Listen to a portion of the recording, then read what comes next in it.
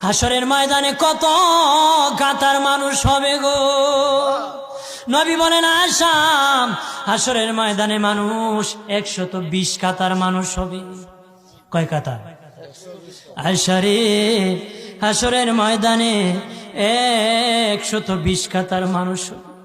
আয়েশা সিদ্দিকা বলেন ইয়া রাসূলুল্লাহ, ইয়া রাসূলুল্লাহ, আমি জানতে চাই আপনি রাসূলুল্লাহর উম্মত কত কাতার হবে?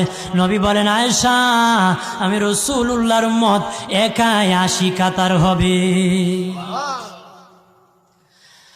আয়েশা বললেন ইয়া রাসূলুল্লাহ, দিনের নবীজি 80 কাতার দিয়ে আপনার উম্মত হবে, আপনার উম্মতকে কেমনে আপনি চিনবেন?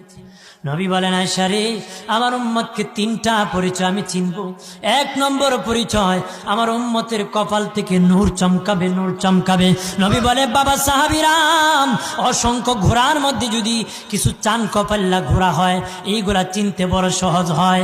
চান কপাল্লা ঘোড়া চিনতে বড় সহজ হয়। হাসরের ময়দানে আমার 1 প্রকার উম্মত চান কপাল্লা হবে, কপাল থেকে নূর চমকাবে, নূর চমকাবে।